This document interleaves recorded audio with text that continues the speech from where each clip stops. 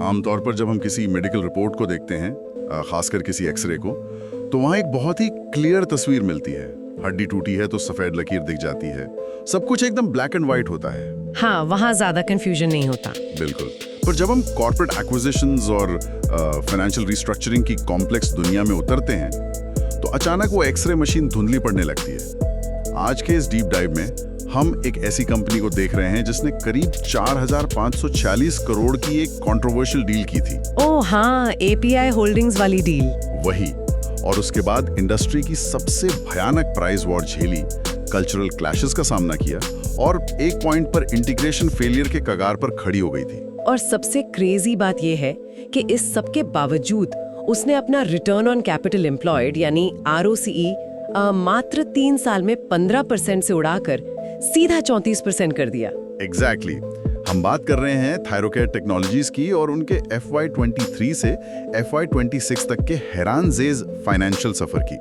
हमारी आज की चर्चा फाइनेंशियल रिपोर्ट्स, इंडस्ट्री रिसर्च और मैनेजमेंट डिस्कशंस पर आधारित है, जिसका मेन ऑब्जेक्टिव ये समझना है कि कैसे एक सस्ती प्रिवेंटिव हेल्थ मशीन ने खुद को हाई वैल्यू स्पेशलिटी डायग्नोसिस में ट्रांसफॉर्म कर लिया। तो चलिए शुरू करते हैं। इस कहानी की शुरुआत में एक अजीब सी आयरनी है जो इसे दिलचस्प बनाती है। थायरोकेयर की पुरानी पहचान एक वॉल्यूम ड्रिवन प्लेयर की थी। हाँ, मतलब उनका मॉडल बहुत सीधा था। बेसिक थायराइड या खून की जांच करो, सस्ते में करो और लाखों की संख्या में करो। एक रिलायबल, स्टेडी और प्रोसेस ड्रिवन ट्रेडिशनल लैब। सही कहा। लेकिन जून 2021 में इस कहानी में सबसे बड़ा भूकंप आया जब एपीआई होल्डिंग्स, जो फार्मेसी की पेरेंट कंपनी है, उसने थायरोकेयर का लगभग 66% स्टेक खरीद लिया। और वो भी 4,500 करोड़ से ज्यादा में। फाइनेंस की भाषा में इसको एक अनोखा रिवर्स एक्विजिशन कहा गया।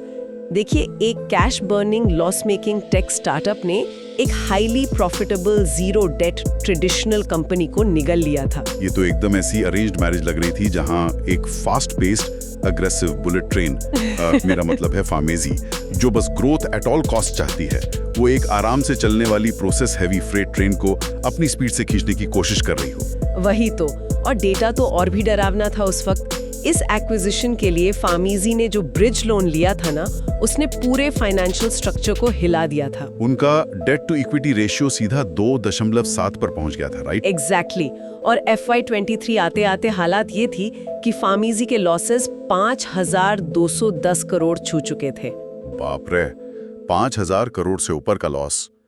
मुझे तो ये समझ नहीं आ रहा कि जो थायरोकेयर हमेशा से एक सेफ कंपनी थी, उसके नंबर्स ने इस डील के बाद कैसा रिएक्ट किया। बहुत बुरा रिएक्शन था, क्योंकि स्टार्टअप कल्चर और ट्रेडिशनल लैब कल्चर का टकराव लाजमी था। और ये टकराव सिर्फ कल्चर का नहीं था, ऑपरेशनल मिसअलाइनमेंट पूरी तरह से सरफेस पर आ चुकी थी। तो जब एक टेक फर्स्ट अप्रोच किसी ग्राउंड हेवी लॉजिस्टिक्स मॉडल पर थोपी जाती है, तो फ्रिक्शन पैदा होना ही है। बिल्कुल। इसका असर थायरोकेयर के कोर नंबर्स पर साफ दिखने लगा था। FY21 में जहां थायरोकेयर का रेवेन्यू 474 करोड़ था, वो ग्रोथ दिखाने के बजाय FY23 में गिरकर 452 करोड़ रह गया। और प्रॉफिट्स का क्या हाल था? प्रॉफिट्स तो और भी धड़ाम से गिरे। 111 करोड़ से घटकर मात्र 46 करोड़ पर आ गए थे। ये एक क्लासिक इंटीग्रेशन फेलियर लग रहा था उस पॉइंट पर। मतलब थायरोकेयर की अपनी जो ब्रांड आइडेंटिटी थी, जो ट्रस्ट उन्होंने सालों में बनाया था, वो फार्मेसी के डिजिटल एम्बिशंस के साए में कहीं दबसा गया था। हाँ, ऐसा ही लग रहा था जैसे फ्रेट ट्रेन पटरी से उतर रही हो। एक तरफ इंटरनली ये एक्विजिशन पहाड़ बन रहा था और दूसरी तरफ एक्सटर्नल मार्केट में एक अलग ही जंग छिड़ चुकी थी। ओह, आप प्राइस वॉर की बात कर रही हैं जो कोविड के बाद शुरू हुई थी? हाँ, डायग्नोस्टिक सेक्टर में इतनी नई लैब्स खुल गई थी कि एक इंटेंस प्राइस वॉर शुरू हो गई। इंडस्ट्री रिसर्च बताती है कि एवरेज रेवेन्यू पर टेस्ट 233 रुपए से गिरकर सीधा 187 रुपए हो गया था। हर कोई डिस्काउंट दे रहा था, प्राइसेस कट कर रहा था। ऐसे माहौल में जहां बाकी सारी डायग्नोस्टिक्स लैब्स अपने बेसिक टेस्ट की कीमत और कम करके अपना मार्केट शेयर बचाने में लगी थी, वहां थायरोकेयर ने अचानक से यू टर्न लिया। उन्होंने सस्ते रूटीन टेस्ट से अपना ध्यान हटाकर हाई मार्जिन स्पेशलिटी टेस्टिंग जैसे जीनोमिक्स और ओंकोलॉजी में पैसा झोंक दिया। पर एक बात बताइए, ये मूव पहली नजर में थोड़ा काउंटर इंट्यूटिव नहीं लगता? जब मार्केट सस्ता ढूंढ रहा है, तो आप महंगे और कॉम्प्लेक्स क्लिनिकल टेस्ट्स में रिस्क क्यों ले रहे हैं? क्योंकि उन्हें समझ आ गया था कि प्राइस वॉर एक ऐसी रेस है जिसे जीतकर भी इंसान हारता ही है।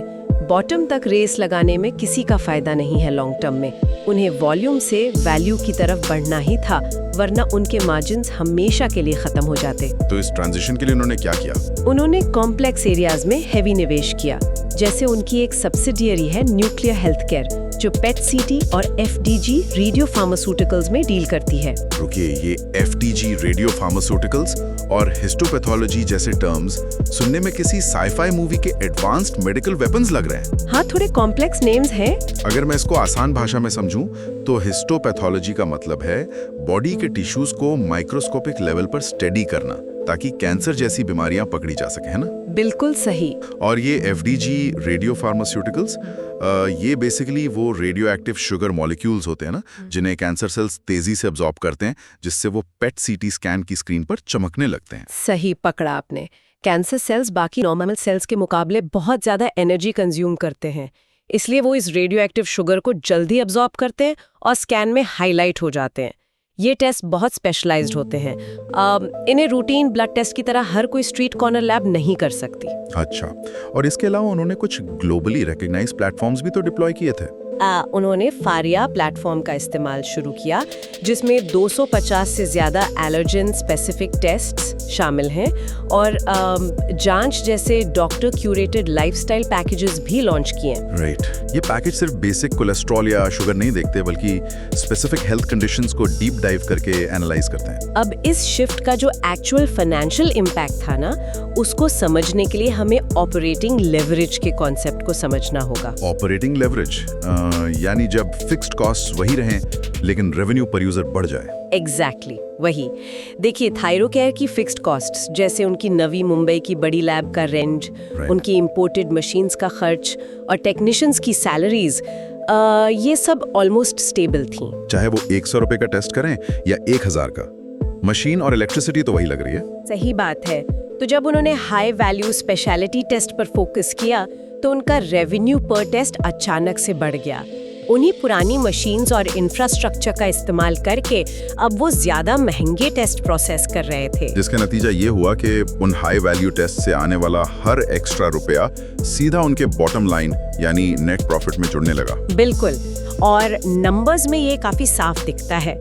FY23 से FY26 के बीच थायरोकेयर का रेवेन्यू 527 करोड़ से बढ़कर 829 करोड़ हो गया। ये करीब 57% की ऐसी सॉलिड ग्रोथ है जो उस माहौल में आना बहुत बड़ी बात थी। और उनका EBITDA मार्जिन, जो ऑपरेशनल एफिशिएंसी दिखाता है, वो 23% से उछलकर 31.6% हो गया।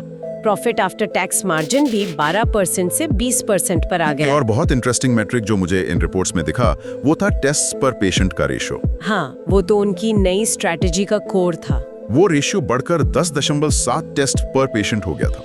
इसका सीधा सा मतलब ये निकलता है कि मरीज अब सिर्फ एक ब्लड वाइल देकर वापस नहीं जा रहा है, वो एक ही विजिट में पहले से ज्यादा क्लिनिकल वैल्यू जनरेट करा रहा है। एग्जैक्टली। पहले एक मरीज आता था सिर्फ अपना रूटीन थायराइड चेक कराने। हाँ।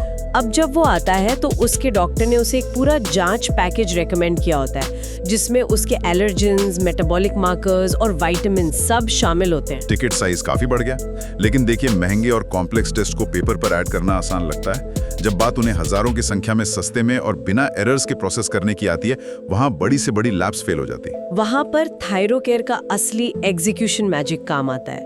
उनका लॉजिस्टिक्स और ऑटोमेशन गेम बहुत स्ट्रांग है। इनका जो हब एंड स्पोक मॉडल है वो मुझे बिल्कुल एयरलाइन इंडस्ट्री जैसा लगा। जैसे बड़ी एयरलाइंस छोटे शहरों से पैसेंजर्स को कलेक्ट करके एक सेंट्रल हब पर लाती हैं, जैसे दिल्ली या मुंबई, और वहां से उन्हें बड़ी फ्लाइट्स में भेजती हैं ताकि कॉस्ट कम आए। वही सेम लॉजिक यहाँ अप्लाई होता है। थायरोकेयर पूरे देश से सैंपल्स कलेक्ट करके अपने रीजनल हब्स और फिर आखिर में नवी मुंबई के तुर्बे में स्थित अपने सेंट्रल लैब में लाता है। ये मॉडल सुनने में एफिशिएंट लगता है, पर इसका स्केल सच में हैरान करने वाला है। हैरान करने वाला तो उनके तुर्बे लैब के अंदर का माहौल है। वहाँ सीमेंस एप्टियो का एक 93 मीटर लंबा ऑटोमेटेड ट्रैक लगा हुआ है। Wait, 93 metre? ये तो लगभग एक पूरे फुटबॉल फील्ड के बराबर हो गया। हाँ, और ये सिर्फ एक सिंपल कन्वेयर बेल्ट नहीं है। हाँ? ये एक हाईली इंटेलिजेंट रोबोटिक सिस्टम है जो रोजाना 65,000 सैंपल्स प्रोसेस करता है, बिना किसी इंसानी दखल के। लेकिन ये काम कैसे करता है? 65,000 सैंपल्स बिना किसी ह्यूमन टच के थोड़ा अनबिलीवेबल लगता है। देखिए, प्रोसेस काफी फैसिनेटिंग है। जब ब्लड वायल इस ट्रैक पर आता है तो सबसे पहले लेजर्स उसके बारकोड को स्कैन करते हैं। बारकोड में मरीज का पूरा डेटा और रिक्वायर्ड टेस्ट की जानकारी होती है। अच्छा, तो मशीन को पहले से पता होता है कि इस वायल का क्या करना है? बिल्कुल।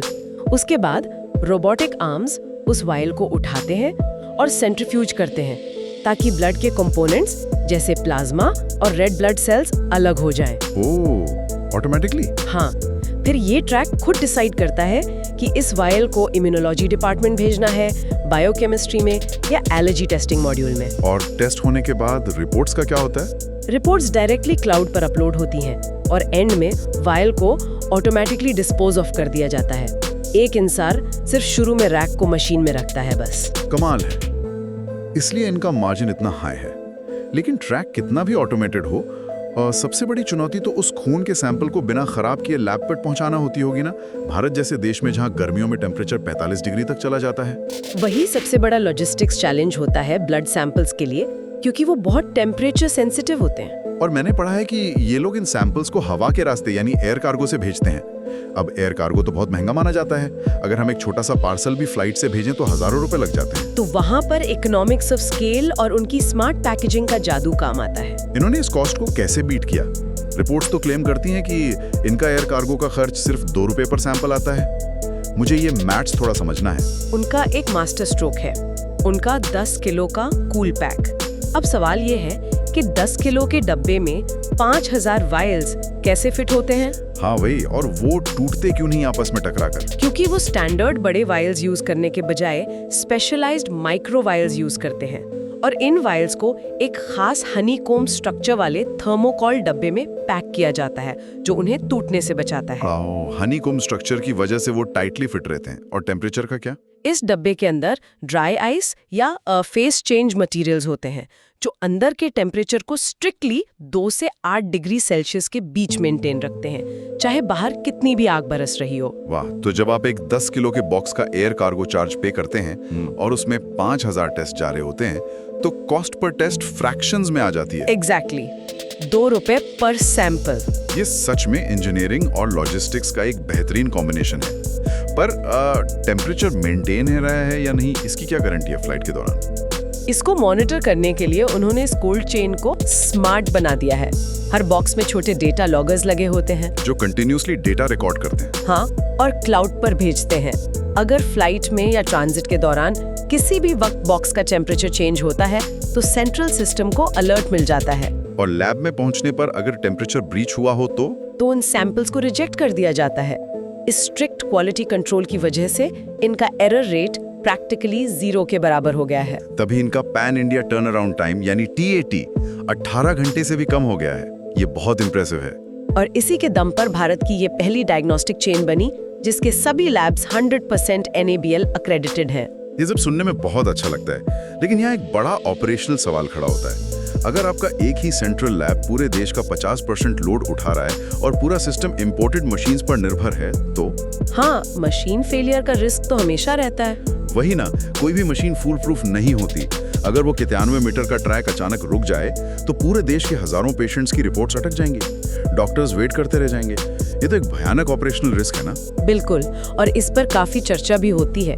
मशीन फेलियर एक ग्राउंड रियलिटी है। थायरोकेयर की मैनेजमेंट ने ओपनली एक्नॉलेज किया है कि महीने में 1 या 2 बार उनका ऑटोमेशन सिस्टम डाउन हो जाता है या मेंटेनेंस मांगता है। तो इस सिंगल पॉइंट ऑफ फेलियर को काउंटर करने के लिए उन्होंने क्या किया है? उन्होंने एक रोबस्ट पैरेलल सिस्टम डेवलप किया है। उनके पास लगभग 100 मैनुअल स्टाफ का एक ट्रेन्ड बैकअप क्रू हमेशा स्टैंड बाय पर रहता है। ओह, मतलब जब मशीन बंद होती है तो ये क्रू तुरंत टेक ओवर कर लेता है? हाँ, ये वो प्रोफेशनल्स हैं जिन्हें एग्जैक्टली पता होता है कि क्राइसिस मोड में स्पेसिफिक टेस्ट्स को मैनुअली कैसे प्रोसेस करना है। हालांकि मैनुअल प्रोसेसिंग की वजह से उस दिन की कॉस्ट बढ़ जाती होगी ना? थोड़ा फाइनेंशियल हिट लगता है, लेकिन ऑपरेशन रुकता नहीं है और टर्न अराउंड टाइम कॉम्प्रोमाइज नहीं होता। इनकी यही ऑपरेशनल रेजिलियंस इनकी ROCE को 15% से 34% पर लाने में कामयाब रही। ROCE 34% होने का मतलब है कि अपने बिजनेस में लगाए गए हर 100 रुपए पर वो 34 रुपए का ऑपरेटिंग प्रॉफिट कमा रहे हैं। इस कैपिटल इंटेंसिव इंडस्ट्री में ये एक गोल्ड स्टैंडर्ड है। बिल्कुल। लेवरेज बढ़ाना, कॉस्ट को फ्रैक्शनलाइज करना और बैकअप रेडी रखना। लेकिन एक चीज अभी भी बची है। इतना कैश जनरेट करने के बाद और इस ऑपरेशनल सक्सेस के बीच उस डिजिटल सपने का क्या हुआ जिसके लिए फार्मेसी ने इतना पैसा बहाया था? शुरू में तो हमने देखा कि सिर्फ कल्चर क्लैश और रेवेन्यू ड्रॉप हो रहा था, लेकिन FY26 आते आते फार्मेसी और थायरोकेयर की सिनर्जीज ने काम करना शुरू कर दिया था। तो एक्सटर्नल सिनर्जीज ने एक्चुअल रिजल्ट्स देना शुरू किए। हाँ, हेल्थ टेक एग्रीगेटर्स, जिसमें खास तौर पर फार्मेसी का प्लेटफॉर्म शामिल है, उसके जरिए आने वाले पार्टनरशिप रेवेन्यू में 35% ईयर ऑन ईयर की शानदार ग्रोथ आई। इसका सीधा मतलब ये है कि फार्मेसी के ऐप पर आने वाला ट्रैफिक जो पहले दवाइयां खरीदने आता था, अब वो क्रॉस सेल होकर डायग्नोस्टिक्स के लिए भी कन्वर्ट हो रहा है। Exactly. Digital footfall actual lab tests में तब्दील हो गया। और इस डिजिटल कन्वर्जन के साथ इन्वेस्टर्स के लिए सबसे बड़ी राहत की बात ये रही होगी कि थायरोकेयर अब पूरी तरह से डेट फ्री है। जीरो डेट और बैलेंस शीट पर 190 करोड़ से ज्यादा का फ्री कैश आज के हाई इंटरेस्ट रेट माहौल में बहुत बड़ी ताकत है। पर वो इस कैश को फालतू में बड़े एक्विजिशंस में नहीं झोंक रहे। उनकी M&A स्ट्रैटेजी बहुत कैलकुलेटेड लग रही है। उन्होंने पोलो लैब्स और विंता जैसे छोटे रीजनल लैब्स को खरीदा। और इन डील्स का टिकट साइज सिर्फ 12 से 20 करोड़ के बीच था, यानी कोई वैनिटी मैट्रिक्स नहीं, बस छोटे प्रॉफिटेबल एक्विजिशंस जहां से रिटर्न पहले दिन से आना शुरू हो जाए। यही कैपिटल डिसिप्लिन थायरोकेयर 2.0 की नई पहचान है। वैसे डोमेस्टिक मार्केट के अलावा उन्होंने अपनी कैश रिच पोजीशन का फायदा उठाकर इंटरनेशनल एक्सपेंशन भी शुरू कर दिया है ना? हाँ, टेंजानिया अफ्रीका में उन्होंने अपनी पहली इंटरनेशनल लैब खोली है और वहां जाते ही 150 से ज्यादा लोकल हेल्थ केयर फैसिलिटीज के साथ टाई अप्स भी कर लिए हैं। अफ्रीका एक अंडर पेनिट्रेटेड मार्केट है, तो थायरोकेयर का asset light franchise led model वहाँ के इकोनॉमिक्स पर बिल्कुल सटीक बैठता होगा। बहुत तेजी से स्केल कर सकता है वो मॉडल वहाँ। इन सब एक्सपेंशन प्लान्स के बीच रिपोर्ट्स में एक और डिटेल छुपी थी जिसने सच में मेरा ध्यान खींचा। आप GLP-1 वेट लॉस ड्रग्स वाले सेगमेंट की बात कर रहे हैं? हाँ, वही। आजकल जहां देखो वहां इन वेट लॉस इंजेक्शंस जैसे ओजेम्पिक या वेगोवी की चर्चा है। हर कोई बात कर रहा है इनकी। और थायरोकेयर इन ड्रग्स को लेने वाले मरीजों के लिए special monitoring diagnostic packages design कर रहा है। लेकिन मेरे दिमाग में एक डाउट आता है यहाँ पर। क्या डाउट है? क्या ये GLP-1 सिर्फ एक फैड है, मतलब एक टेम्पररी सोशल मीडिया ट्रेंड जो शायद 1-2 साल में खत्म हो जाएगा, या फिर थायरोकेयर के लिए एक लंबा रिकरिंग रेवेन्यू मॉडल बन सकता है? अगर मेडिकल साइंस की पॉइंट ऑफ व्यू से देखा जाए तो GLP-1 ड्रग्स कोई नॉर्मल प्रोटीन पाउडर या ओवर द काउंटर डाइट पिल नहीं है। ये बहुत ही सीरियस मेटाबॉलिक इंटरवेंशंस हैं। ओह, मतलब उनका बॉडी पर काफी डीप इम्पैक्ट होता है। हाँ, जब कोई मरीज GLP-1 थेरेपी लेता है तो ये ड्रग्स सिर्फ भूख नहीं मारते, ये बॉडी के इंसुलिन पाथवेज और गैस्ट्रिक एम्प्टिंग यानी पेट के खाली होने की स्पीड को ही बदल देते हैं। अच्छा, तो इस सडन मेटाबॉलिक शिफ्ट की वजह से ऑर्गन्स पर स्ट्रेस आता होगा? एग्जैक्टली। पैंक्रियाज, लिवर और किडनी पर एक्स्ट्रा स्ट्रेस आ सकता है। इसलिए international medical guidelines strongly suggest करती हैं कि थेरेपी शुरू होने से पहले बेसलाइन ब्लड मार्कर्स चेक होने चाहिए। और थेरेपी के दौरान भी कंटिन्यूअसली चेक करना पड़ता होगा? हाँ, हर कुछ महीनों में लिवर एंजाइम्स, किडनी फंक्शन और लिपिड प्रोफाइल्स कंटिन्यूअसली मॉनिटर होने चाहिए। और थेरेपी बंद करने के बाद भी फॉलोअप टेस्ट जरूरी है। वो तो ये सिर्फ एक वन टाइम टेस्ट नहीं है, ये तो एक razor and blade business model जैसा हो गया, जहां कस्टमर को बार बार आना पड़ता है। सही पकड़ा। एक बार मरीज थेरेपी पर चला गया तो उसे हर 3 महीने में टेस्ट करवाना ही पड़ेगा। और एक ऐसी कंपनी जिसके पास अपना होम कलेक्शन नेटवर्क है और जो हजारों टेस्ट सस्ते में प्रोसेस कर सकती है, उसके लिए GLP-1 यूजर्स का डेटाबेस एक मैसिव रिकरिंग रेवेन्यू इंजन बन सकता है। तो ये फंडामेंटली एक लॉन्ग टर्म गेम है, कोई शॉर्ट टर्म फैड नहीं। ये पॉइंट वाकई आंखें खोलने वाला है। एक मेडिसिन का ट्रेंड कैसे एक डायग्नोस्टिक कंपनी की टॉप लाइन को सालों तक फ्यूल कर सकता है, ये बिजनेस फोरसाइट का एक जबरदस्त एग्जांपल है। FY23 से FY26 की ये कहानी हमें हेल्थ केयर और बिजनेस मैनेजमेंट के कई पार्ट पढ़ाती है। एक high volume basic thyroid tester से लेकर zero debt AI enabled powerhouse बनने तक का सफर आसान नहीं था। इसने ये साबित कर दिया है कि हेल्थ केयर में स्केल और क्वालिटी एक दूसरे के विरोधी नहीं होते। अगर आपके पास सही इंफ्रास्ट्रक्चर, स्मार्ट लॉजिस्टिक्स और कैपिटल एलोकेशन का सही डिसिप्लिन हो, तो आप एक ही समय में हजारों सैंपल्स भी हैंडल कर सकते हैं। और उन्हीं सैंपल्स पर हाई एंड स्पेशलिटी टेस्ट भी सस्ते में डिलीवर कर सकते हैं। और सबसे बड़ी बात, फार्मेसी के साथ जो शुरुआती अरेंज्ड मैरिज लगभग टूटने की कगार पर थी, वो अब धीरे धीरे सक्सेसफुल एक्सटर्नल सिनर्जीज में तब्दील हो रही है। किसी ने सच ही कहा है कि एक अच्छा बिजनेस मॉडल किसी भी क्राइसिस को एब्जॉर्ब कर सकता है। इंटेंस प्राइसिंग प्रेशर, कॉम्पिटिटर्स का हेवी डिस्काउंटिंग और इंटरनल हेवी लॉसेस जैसी अपहीवल्स के बावजूद अपने मार्जिन्स को बचाना, ये किसी भी बिजनेस स्कूल के लिए एक classic turn around case study है। उन्होंने बाहर के शोर शराबे से ध्यान हटाकर सिर्फ अपनी कोर ऑपरेशनल एफिशिएंसीज पर ध्यान दिया। और इसी के साथ इस पूरे डीप डाइव को खत्म करते हुए एक आखिरी थॉट है जो शायद हर उस इंसान को सोचना चाहिए जो हेल्थ केयर के भविष्य को ऑब्जर्व कर रहा है। हाँ, एक बहुत जरूरी पॉइंट है ये। आज हमने देखा कि कैसे थायरोकेयर जैसी नेशनल कॉर्पोरेट चेन्स एआई का इस्तेमाल कर रही हैं, 93 मीटर लंबे रोबोटिक्स ट्रैक चला रही हैं और एयर कार्गो के जरिए 18 घंटे में गांव-गांव तक एक्यूरेट रिपोर्ट्स पहुंचा रही हैं। इनका स्केल इन्हें इतना कॉस्ट एफिशिएंट बना रहा है जो एक स्टैंडअलोन लैब के लिए सोचना भी नामुमकिन है।